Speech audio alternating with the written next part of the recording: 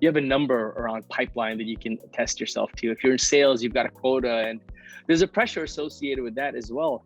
But as product marketing, you don't have that direct connection, right? You could say revenue, but I mean, I think everybody in the company should be thinking revenue.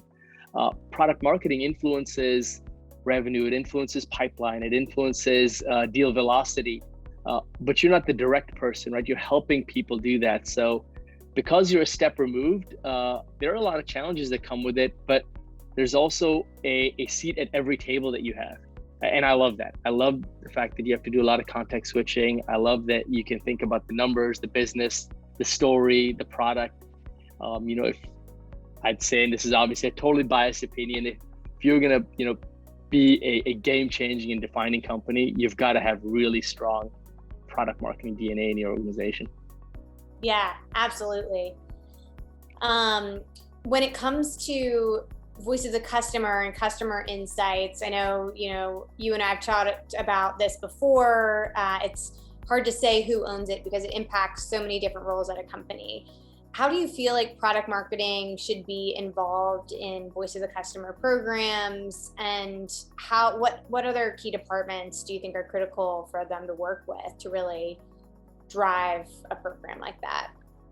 Yeah, this one is, again, super near and dear to my heart because I've been fortunate in a couple of my roles now to have customer marketing be part of product marketing. So it isn't always the case in every org, and it doesn't necessarily have to be. But now with the growing rise of customer marketing as a function, you see customer success organizations becoming, much more well established. There is a lot more customer centricity, which is awesome. But a lot of that is still aimed at a great customer experience, making sure you get renewals, upsell opportunities. Where product marketing comes in, which I love, is your story has to keep evolving and be relevant over time. And you don't have a story unless it ties back to the value you're adding. And that's directly connected to it goes more than customer experience. It's about giving, there's that old adage of, customers, don't always know, what they want, but they know what they need. And the way a good company should be able to anticipate and deliver that delightful experience. And that's the role that product marketing can play by connecting the voice of the customer back to product roadmaps, back to strategy to make sure that, we're anticipating customer needs. You can't anticipate them unless you really gather together and really take voice of customer seriously. And it's more than, hey, I want to make sure this customer renews.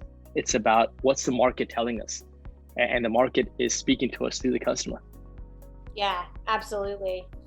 So expanding on that a little, one of the big trends that's kind of taken over the past few years is product-led growth, and companies really relying on their products to showcase their value proposition, which has brought product marketing even closer to the product side. Can you talk a little about why it's so important to understand the voice of the customer in this world of product-led growth? Yeah, I have a lot of, I won't call them mixed feelings, but I think product-led growth, when relevant, can be super powerful. Oftentimes it's just freemiums packaged up as product-led growth, right? Coming being old enough now to remember a world pre-SaaS.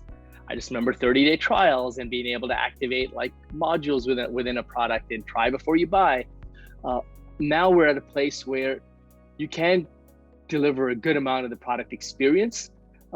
But what tends to sometimes happen is this idea that, hey, I'm going to build a product that's just going to sell itself and the customer is going to figure out what to do. And no, you still need a sales team to explain and deliver the right amount of value.